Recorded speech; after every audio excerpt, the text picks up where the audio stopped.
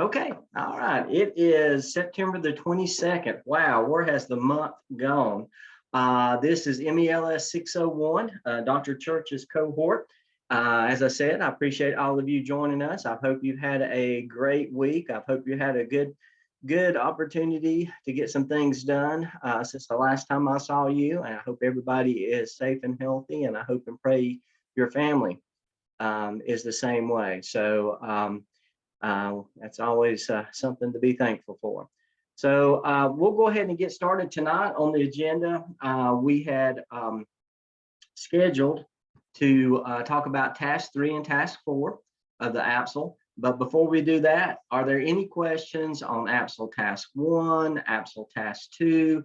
Any questions on submitting your task to me for review, and are doing anything in Blackboard? For task 2, because I'm the sit chair, I get some information that other people may not be privy to or stuff like that, but it's from our API. Can I use that stuff? And if so, how do I get like a reference or you know what I mean? How would I go about putting that down on my reference page? Yeah, that's a great question, Stephen. And yeah, absolutely use that data, because as an administrator, you would be using any data available to you. You don't necessarily have to reference that if it's something that's provided to you from the district. Okay. Then yeah, you don't have to reference that. You can just kind of tell in the narrative how, in your data collection strategies, just talk in the narrative as to how you received that. Okay. All right. Thank you. Yes, sir. And when I read that, if I feel like we need to go ahead and do some type of reference, I'll let you know. But I don't think we will. Yeah. All right. Thanks. Yes, sir. Is that also true with EVOS data? Yes, absolutely. Yeah. Yeah. EVOS is such a well-known term, or at least it is in North Carolina, that as you mentioned, EVOS, you don't have to reference where you got it from. Yeah, that's a great question too, John. Dr. Bullis, Yes, after we submit to you, do we submit anywhere else after that? No, ma'am. Once you submit task 1 to me and I give you review, and I think I graded yours sometime here pretty soon, Chandra, good job on that. Then it just kind of sits on the shelf unless, it's Dr. Church has already reviewed it. So it just kind of sits on the shelf until we complete the APSL, and then we just compile everything. And then I'll give you instructions on where to do that. But if you get 100 on task 1 or any task, just put it aside for now and let's just move on forward. And then I'll let you know what to do with it when we get finished with everything. Great question. And second question is, Yes, I may have missed this, but can you give a little bit more detail on task 3? Like, just like, I guess what we're looking for, like what the expectation is for that? Sure, absolutely. Plan on doing that this evening. So that's a great segue. Yeah, we'll go over task 3 and task 4 this evening, and we'll go into some details on that and what that looks like. I'll tell you what, I'm impressed with what I received so far. I've been getting in quite a few task 1, got in a few task 2. Everything's looking good. I'm not having to give a lot of feedback. So you guys are high flyers. Or Dr. Church is really giving you some great revision. If so, I might need to split my paycheck with them, because I'm feeling a little guilty here. So you guys don't need me a lot. So it's a good cohort. So I appreciate the attention to detail and listening and responding to feedback. It looks good. Speaking to that, you pretty much need to be getting task 1 wrapped up and moving into task 2 now. If you're talking about timelines, as I said, I don't give deadlines, but just kind of give you a general, timeline. And task 1 needs to be coming in pretty soon if you haven't gotten it already. And if you're watching by recording, kind of look at where you're at, and we're kind of playing out the rest of the semester. I'm not even sure. Hold on just a minute. Let me see. Oh, okay. Does anybody, what week are we on? I don't even know what week we're on. I've got it here somewhere. Let's see. Oh, great. I knew I could depend on you guys. High five back to you. Thank you. All right, great. So week 5. Okay. So yeah, that's about a third of the way through. And you want to save the last half to last third of the semester to wrap up the ABSL as a whole. If you have, we look at that final evidence narrative, if there's any last minute revisions before we send it off to be evaluated, you want to save that last half, the last third of the semester to do that. That's also the time you want to be working in, the task stream. And the next time we speak, we'll talk about task stream a little bit. From what I've been able to ascertain, nobody's close to that yet. So you're still good. As long as you're kind of collecting your artifacts and know where they're at. And I'm seeing a lot of good artifacts, a lot of good evidences of what you're doing. But by now, you really need to be finishing up task 2 in the next 5 weeks. 5 weeks, definitely finishing up task 1 and 2, if not 3, and moving into 4. Task 5 is not going to be that much time intensive. Actually, task 4 is not going to be that much time intensive. The ones that's going to take up the most of your time right now is what you're doing, task 2 and task 3. Because task 4, as we're getting ready to talk about, is basically putting it all together. And then task 5 is you reflecting on the whole process. So it's not as time intensive as it is right now. Having the meetings, getting people together, talking to your principal, your site supervisor, getting all those things kind of combined and congealed into a unit, and then moving forward, that's a little time intensive, but you're kind of moving out of that. But I would, as I said, over the next week or so, definitely get task 1 and task 2 completed, moving into task 3 by the end of the next 5 weeks. Let's have it pretty close to being done. If you need any help with that, if you're worried about that, you just let me know and we'll talk you through it. I'll talk you off the ledge or help you fly out of the plane and land it safely, whatever it takes. All right, so any other questions from task 1 or task 2, or how to submit to me through my Blackboard? All right, well, I have been at a CTE training all day and I am jacked up on caffeine, so I feel sorry for you guys. Here we go. All right, if I start talking too fast, or if I start blabbing and don't making sense, like I'm speaking some kind of third, fourth language, stop me. All right, here we go. Let's go. I'm going to start sharing my screen here. Let's look at, what are we going to look at? Let's look at the good old scale handbook. That's my favorite. That's my go-to. That's where that's the plan book for you guys that are coaching out there. That's what we look at, decide how we're going to play the game. So talking about task 3, task 1 is you found out how to create a PLC, you researched that, you showed that you had knowledge of doing that, you got permission from your principal to create that, and then you went out and you found the people you wanted on your team.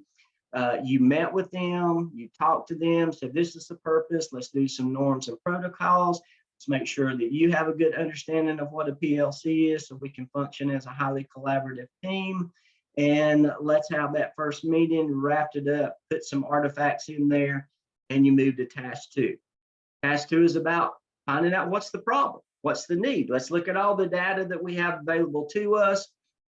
And that is the time consuming part too, because as you're looking through that data, you're pulling your team in to have those conversations to help everybody as a group determine what's the most prevalent need, what gaps still need to be addressed at this school based on what the data is telling us. And during this whole process, as you're writing that narrative, you want to show your leadership, how you facilitated the conversations, how you facilitated the team, how you established roles on the PLC team, how you delegated, and pulled that data together and led the team to determine what the most prevalent need is.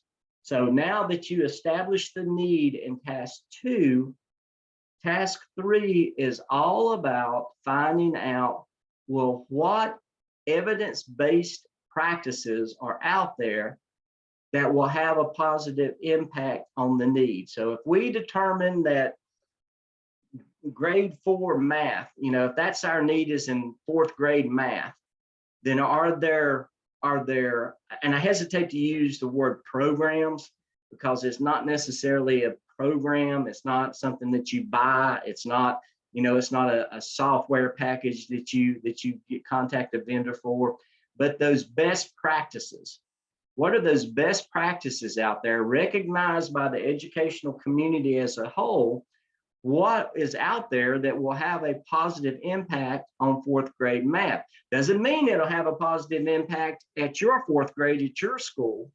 It just says in the past, these best practices have had a positive impact, may be different at your school. So that's why you do the research. That's why you look at more than one best practice. What out there is in research, recognized, credible research that says this is our need and here's some possible solutions to it.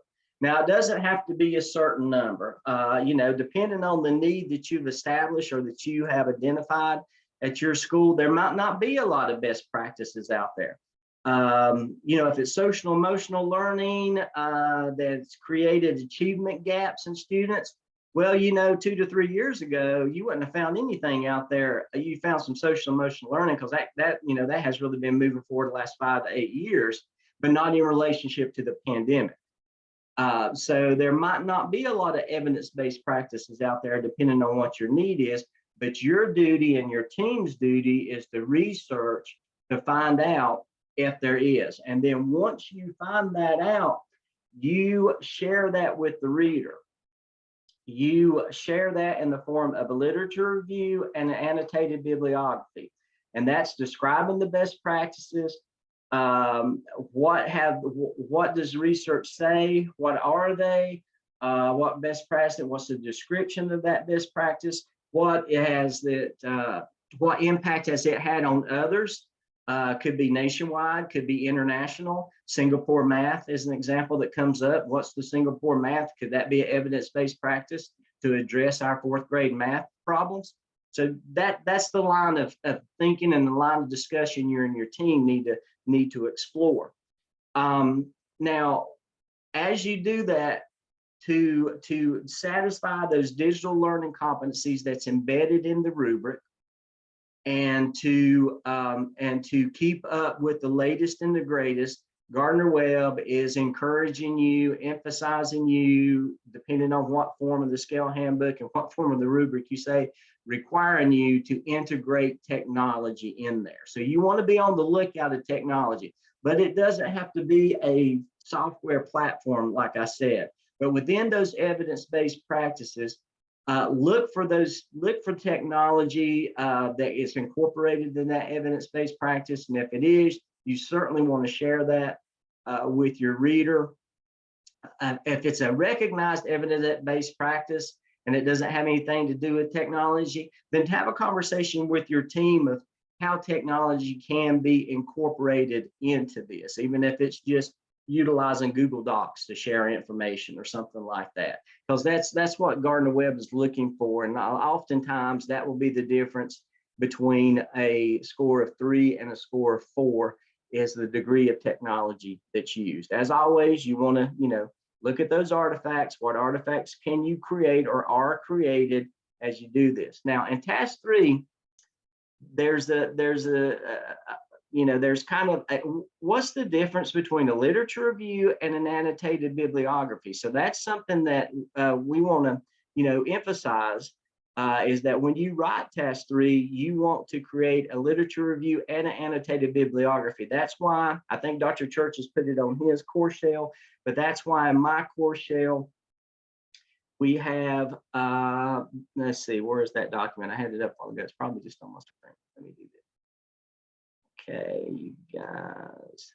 Nope, I clicked on the wrong button because I pulled it up. Okay, my Microsoft Word's coming up. Ignore that. Here we go. Let me move these frames here and minimize this. And here we go. This is the article comparing and you should be looking at it right now. If you're not, somebody stop me. But this is an article on comparing an annotated bibliography to the literature review. This year gives you some great instruction on how to write your task 3 in regards to this prompt. Is where does an annotated bibliography fit in to a literature review? And here is even an example of how that plays out. And remember, as you're doing that, highlight any technology. This is a great article. Candidates usually do really good with this when they're doing their literature review and annotated bibliography. Usually don't get a lot of questions. So you do the research on this and read the article and let it guide you. If you get hung up or stuck or hit a speed bump, certainly reach out to me. But the value is you in exploring this and adapting it to your narrative. So I'm going to go back to the good old scale handbook. All right. We didn't even get down to the prompt. So the first of the prompt for task 3 is create an annotated bibliography that is featured in the narrative to evidence and illustrate resources for best practices. So you're showing the reader that you facilitated your team and you guys went out there and you just didn't take the first flash in the pan. You just didn't take what was familiar, that you did an excellent job of going out and saying, okay, what's out there that has had a positive impact on the need that we've have identified? And then how do we propose, or how do we anticipate that having an impact in our situation? It's going to have an impact. It may be positive, but it may be negative, but it's going to have an impact. And if it's a negative impact, that's okay, because you say, okay, that doesn't work. Well, let's move on to the next. Let's try something out. That's the whole part of action research, is determining what the impact is, the degree of the impact, and then determining what effect that's had on your goals. And then if that hadn't had the effect that you need it to have, then you move on to the next one. So in prompt 2, you're going to create your multiple graphic organizers. This is all about the visual: charts, graphs, tables, timelines. And if you started out using figures in task 1, and you've had figure 1, figure 2, figure 3, and then in task 2, you've had figure 4, figure 5. In task 3, you will continue that numbering sequence. You don't start renumbering, because if it's a paper as a whole, then that would task 3, you would start with figure 6. So if you get confused about that, I'll correct it when I see it, but just know that you just kind of continue the figuring number sequence as you started from task 1 all the way through the rest of the paper. But Dr. this Bullis, is about, yes, ma'am. Sure. I'm sorry. No, interrupt me. Yeah. When you said that about the figures, if you have appendices, how do you differentiate that as far as, so should you just change all of them to figures or leave it as an appendix? That's great. That if you are talking about a visual that you have put within the narrative, then that falls into the table figure category. If it's something that you referred to in your paper that the reader doesn't necessarily need to see at this point in time, you put it in your appendix. So a perfect example of that would be, okay, we'll go back to our 4th grade math example. This is the assessment results of 4th grade math, and it's in the figure. Well, you're addressing that, and you're going to kind of show the reader what the word, as you lead them to show what the need is. So you want the reader to look at that figure. You want them to be able to see that data. So that's a figure. If you're saying, I got permission from the principal through an email to create a PLC, well, the reader really doesn't need to see that. It's not really, relevant to what you're trying to accomplish in that task. So that could be an appendix. An agenda could be an appendix. A picture of you leading the group could be in the appendix. That's kind of the difference. If the reader doesn't really need to see that artifact at that point in time to create an understanding of what you're trying to get across to them, then it's an appendix. If you use it as a figure, don't put it in the appendix. They should not be at the same place. So if you're talking about a figure, then the figure needs to be displayed within the narrative at the point in time that you discuss it. It can even be displayed later on in the narrative, but it doesn't need to be in the appendix, and vice versa. It shouldn't be, there shouldn't be any repetition or duplication in it. Great question, great question. So as you move from your annotated bibliography and your literature review into prompt 2, then you're going to show graphic organizers. Excuse me. Yes.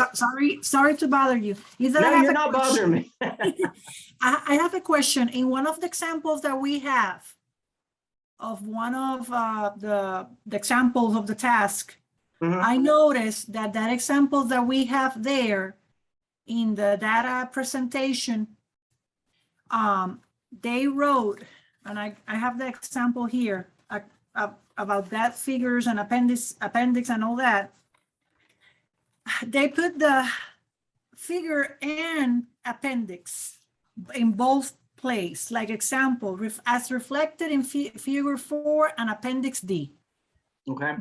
They included there. That's right. That's because now I'm a little bit confused. Well, now, you know, and I apologize for that. And I can see where that would create some confusion. Why it is in that template, I don't know. If it works for you to be in the appendix and the figure, then you can certainly put it in there. But I'm going to give you my honest opinion on that. I think that's a typographical error. I didn't do that. If that's the template, I guess, that's provided, the task 3 template. Yeah, that's provided. The 2019. Yeah, okay, 2019, so it's a little dated. I don't believe you need to have a figure and an appendix at the same place. I see it as repetitious. And I always tell my candidates what I just told you. Yeah, because I was like, when I was doing it, and my dad and all that, I was like, but why this is like a repetition? I already explained the figure 5 or whatever, and why I have to go to the appendix and do the same thing? Yeah, and I was like a little bit confused. Well, and I have voiced my concern over that to you know, to the powers that be. So hopefully it will get changed at that point in time. I don't know of anything now. APA has changed. Granted, I'm not as schooled on the current edition of APA as I was the last edition of APA. So maybe something has changed in APA to support that, but I don't see, I'm all about common sense and what works, and I just don't see that working. However, I certainly don't want to lead you astray. If you feel more comfortable doing that, then by all means do that. I always advise my candidates away from that, and I've never had an evaluator come back and say, why do you not have these in both places? So, but I will support you in whatever you decide to do. But I don't see any need in, if the figure is inside the narrative, it doesn't need to be in the appendix. It's located and the reader has access to it within the narrative. I think putting it in the appendix just extends your paper and really puts some fluff in there that doesn't need to be. And that means if in the appendix I put figure, whatever, I have a figure number 7.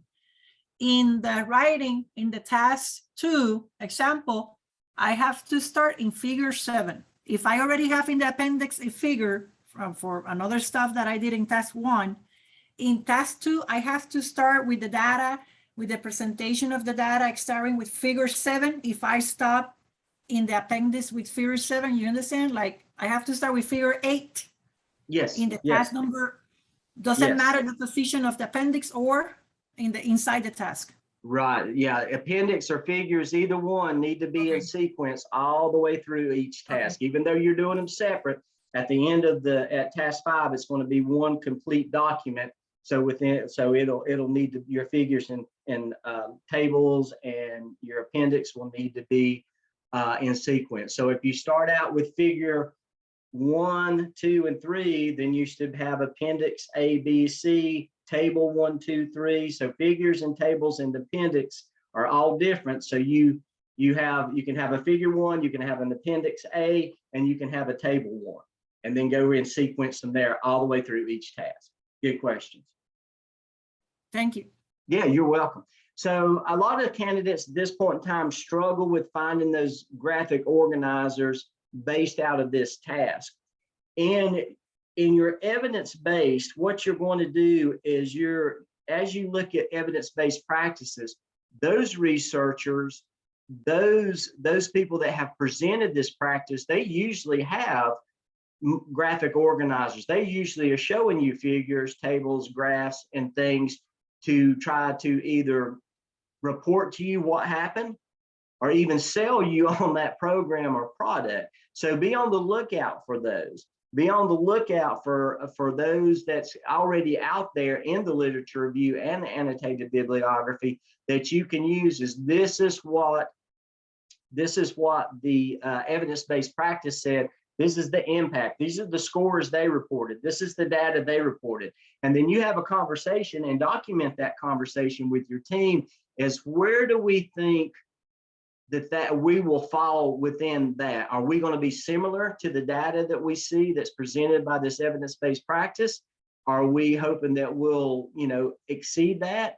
So, because that's all leading you into your action plan is, okay, we know what our problem is. We've got 3 or 4 possible solutions as to how this problem, what the solution is. And so as we kind of qualify each of these solutions, which one do we anticipate would have the most positive impact on our need?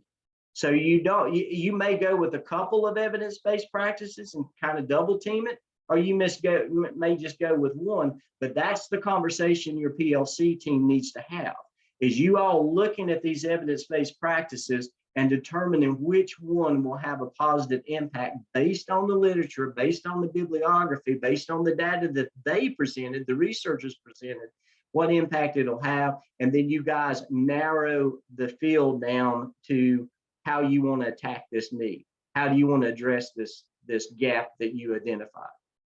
Any questions for task 3?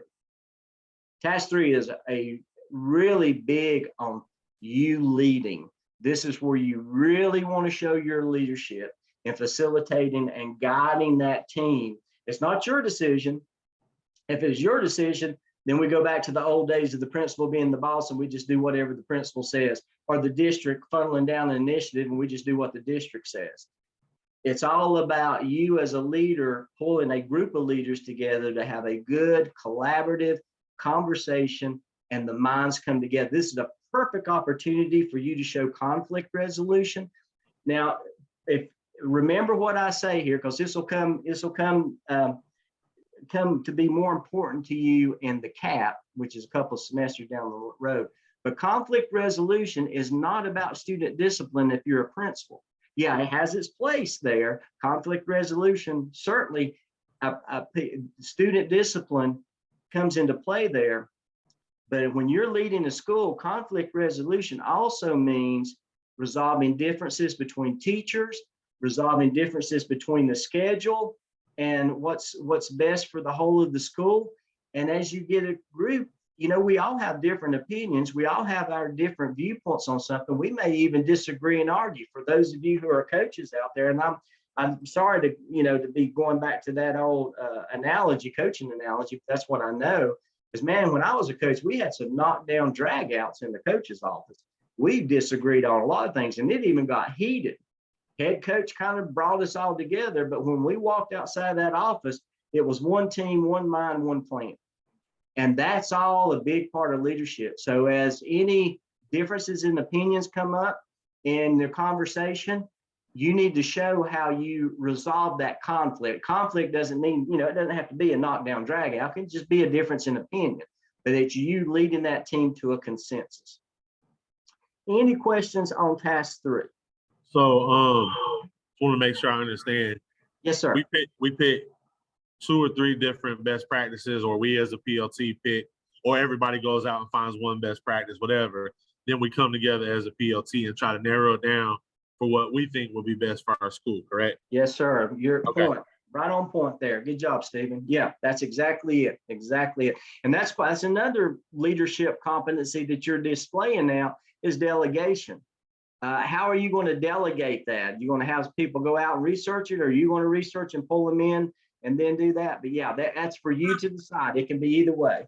That was my next question. If I look for the several best practices, or they look for it as a group, then we decide. Yep, that's your decision. You can do either one. And then if I choose the 3 best practice for my population, I show that to them and they have to choose one? Not necessarily. That you can't put that in a box, and you can't Okay. a certain parameter around that. Let the just like you let the data lead you to establish the need, let the research that you and your team do determine what the best approach is. It may be 1, it may be 2. That's for you and your team to discover. They don't just choose one. As an administrator, Yeah. Put yourself in this is a real-time activity. It's going to have some type of impact on your school. So you don't want to limit yourself like that. Great question. But those three, well, not all of them have to be technology, right? I'm sorry, I didn't catch that last part. Not all of them have to be like technology. Oh yeah, no, they do not have to be technology, but you want to keep your eyes open to display any of that. You want to show that there is, because as you go back to the scale handbook, the use of technology that's not necessarily already being used. Now, the reason they said that, and I'm glad you brought that up, Monica, the reason they said that is they don't want you to go out there and just say, okay, well, we're using Ed Minimum, I'm just going to use Ed Minimum. So be on the lookout for something that's different than what your school is using right now. Because one could argue, one could say that if you're using a certain technology now, well, it may not be working, and it's logical to anticipate that it's not working because you identified this need. So don't be doing the same old thing to address the same old problem. Be on the lookout for something new. Don't rely on what's comfortable, so to speak. It's where they're trying to guide you there. All right, task 4. Task 4 is all about wrapping it up. Is the action plan. So you have got your PLC team in task 1 together. You guys have got your norms protocol, established your mission. You identified your need in task 2. You identified possible solution in task 3. Task 4, so okay, what are you going to do with it? Well, you're going to create an action plan. So this is what we're going to do. We are going to set out, and you should see an action plan. It should be familiar to you. You can Google action plan. I think they provided one for you in the template, but it's basically is, what's the strategy? What's the objective? Who's responsible? What's the timeline? And how are you going to evaluate it? So to be able, kind of like a PLC, you needed to show the reader that you had knowledge in what a PLC was and how to create a PLC. Well, here in prompt 1, you need to do some research on action plan to show that you have knowledge on what an action plan is, what are the essential components of an action plan, so you can create an action plan. So there's no requirement on the number of sources here. You just research to where you feel comfortable that you pretty much know what an action plan is. You can Google action plan, and it'll give you several scholarly articles that'll help you determine that action plan. But you do need to share with the reader that you have done some research on what an action plan is. How is that going to align to the student learning outcomes?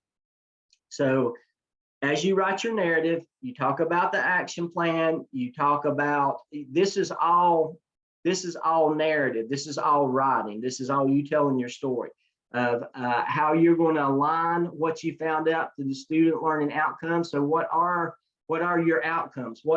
This is basically your goals. So 4th grade math, as we go back, this is the outcomes that we want to establish.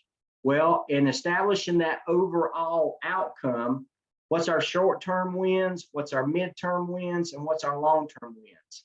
And this is all writing, this is all narrative. You're not showing the graphic or the visual of an action plan yet. You want to tell the story to the reader, and then at the end you will show that graphic. What specifies activities that's going to help you accomplish the strategies involved in helping you accomplish your goals and objectives. Indicators of success, that's how you're going to evaluate. What's your they call it something different now. It's all in federal programs. Measurable outcomes. What's your measurable outcomes?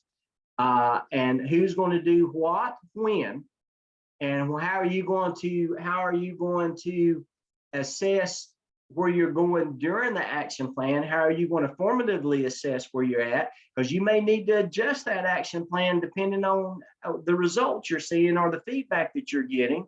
And then what is going to be your summative assessment of the action plan, to where you determine what is the cumulative I'll get it in a minute, cumulative effect. This coffee's kicking in, I'm telling you, cumulative effect of what we did.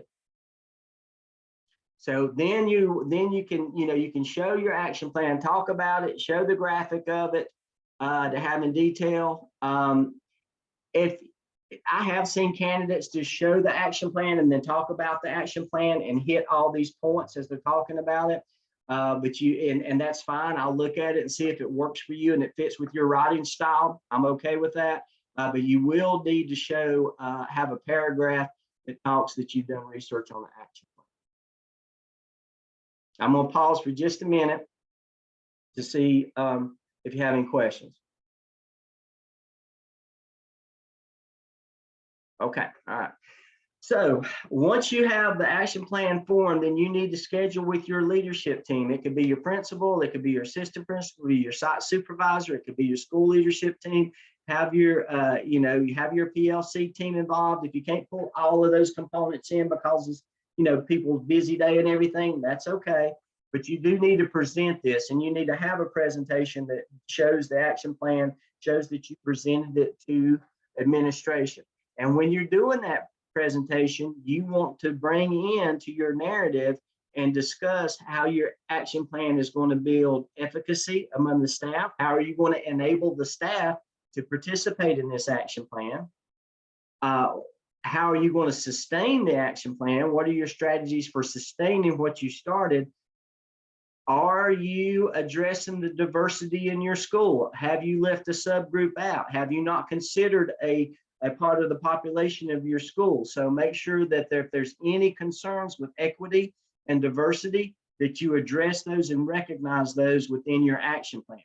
If you create an action plan that really, knocks it out of the park in terms of equity and diversity, then celebrate that and highlight that as you do the presentation. What resources do you need to enact this action plan? And what's the vision? What's the overall vision of what this is going to accomplish? Now, a lot of candidates think, well, do I have to I'm not going to have time to create this action plan, and then we're going to determine if it was positive or if it had a positive impact or not. And that's fine. You don't have to. The school may decide not to implement your action plan. And that's okay if they don't. That's not part of the requirements here. It's just that you create it and present it, and then the school leadership determines if it's something they want to proceed with or not. So that, as far as Gardner Webb goes, you just need to show that you created it and you presented it. Doesn't, whether you implement it or not, it's not a problem. Not a problem for Gardner Webb. I'm just going to scroll on down the route, that you guys ask me any questions that you want to. Okay, so once you write your task 3 and your task 4, as always, I'm going to recommend that you take that narrative and you compare it against the rubric. Read the prompts in the rubric, look at what it takes to be proficient, look at what it takes to be accomplished, and see if you can identify those components in your narrative. And the same thing with task 4. And now I do want to clarify something. I'm not knocking that template that's provided to you. I think that's a good visual, but as I told you before, the authoritative source for what your paper needs to look like is right here, is in the scale handbook. That template is great. It does kind of lay it out for you. It gives you a good starting point, but the authoritative source of what your paper needs to look like is contained in the scale handbook. All right, so what questions do you have? Dr. Bullis, I have a question. This is Amber. When you said do the presentation for the admin, is that one of the recordings that we have to do? Like it has to be recorded? Or is it okay for it to be like I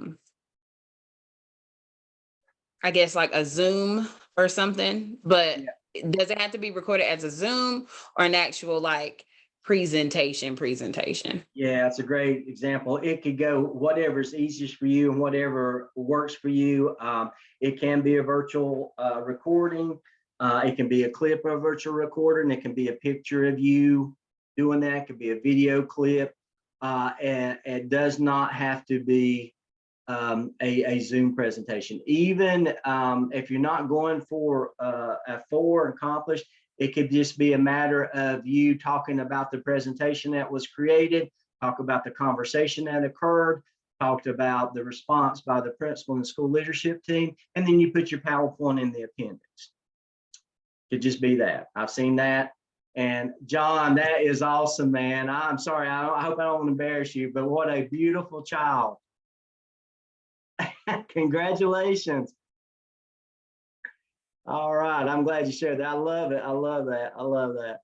So anyway, getting back to what I was saying, the presentation, you know, puppies and babies, I always get distracted. You know, I'll get distracted if I see a rabbit run down the road. That's, you know, it's that ADHD kicking in. ADHD on caffeine, it's just that much worse. So I'm sorry, but puppies and babies and DeWalt tools distract me.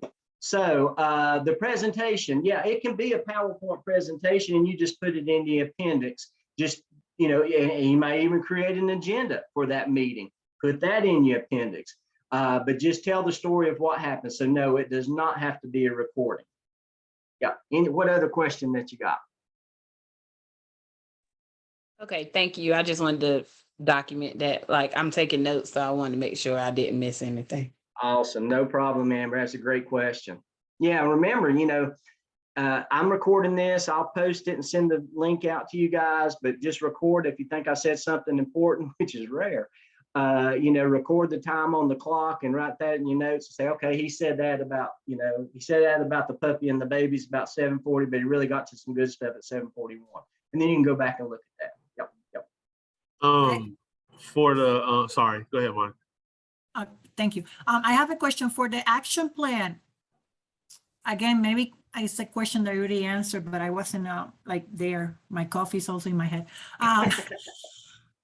In the action plan, we as a PLC decide the action plan, or I create the action plan and present it to my PLC and they decide if it's a good action plan. And then I go to my principal, assistant principal, or whatever that is there and tell them, okay, this is the action plan of a PLC.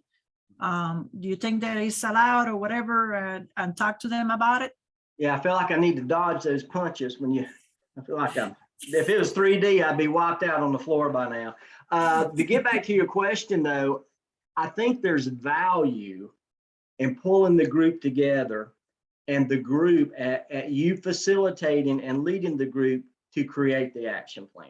I think that's more powerful and a little bit time saving than you creating an action plan, then taking it to them and say, well, what do you think? But now, going back though, nobody knows the dynamics of your PLC like you do. If your PLC as a principal and you pull a group together and you kind of determine what's the dynamics of this group, how are they going to function as a PLC, it might be better to present it to them and then get their feedback rather than pulling them all together. But that's really one of those decisions that you can make and you have flexibility to make as far as determining how the action plan was created. Either way, whether you guys got together and said, okay, let's hammer this action plan out, or you get everybody together and say, hey, this is what I'm bringing to you. What's your feedback? Just tell the story.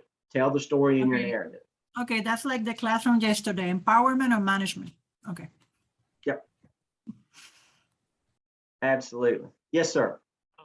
For the outcomes or the goals for the action plan, can we use like I teach high school math, so can we use like our NC check-in data as part of those short-term or midterm goals? Yeah, it's a great suggestion, Stephen. And you know, one of the things that you may do, and I'm going to throw you a curveball, but you know, if you're a Title I school, how does this kind of relate to your NC STAR or your strategic plan? You can pull that information in there as well and use that as a reference as well. But yeah, absolutely. You know, use what's available. You don't have to recreate the wheel if the wheel's already available to you. Yeah. Okay. Yeah, it's just like, I'm sorry, go ahead. No, I was just saying thank you.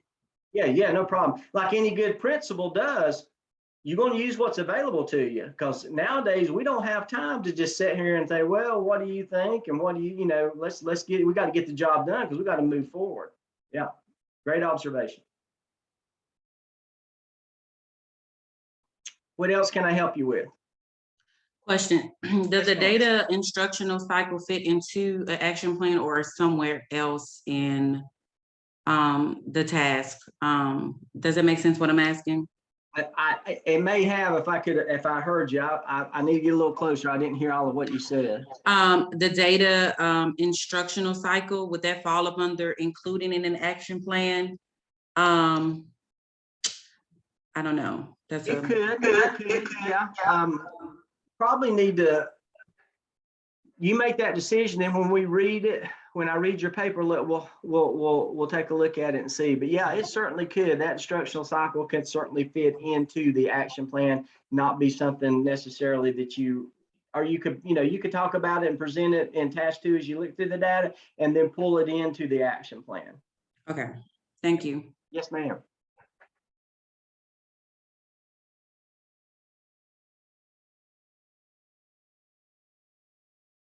Anything else I can help you with? Anybody want to know the winning lotto numbers?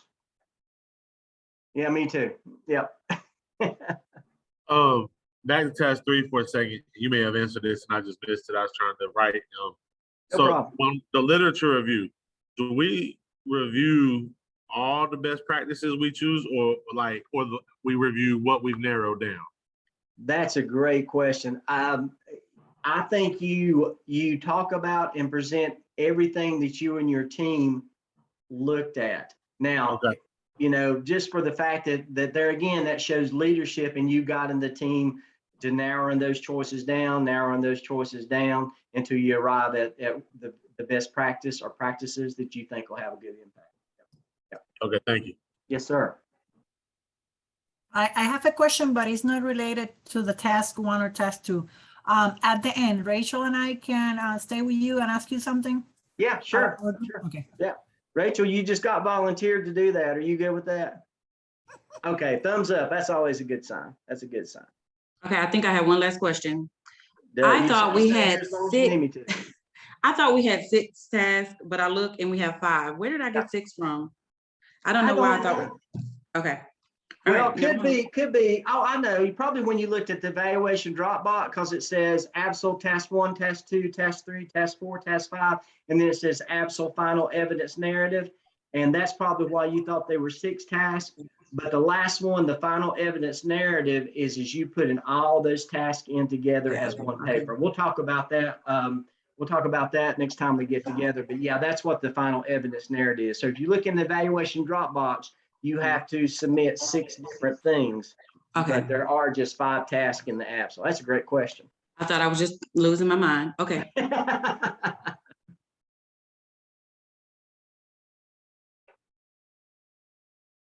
Okay, are we good? Now, like I said, I'll stay here as long as you need to. I might need to drop out and get another cup of coffee, but I'm good. I'll stay here as long as you want me to. My wife is a RN, and she works at night, so she had to work tonight. So she's got a 12-hour shift. So I'm like bouncing off the walls here. So I'm good to stay as long as you need me to. Okay, well, as always, feel free to reach out to me via email. If you need a separate Zoom, if you need a small group Zoom, you just let me know. We'll schedule it up.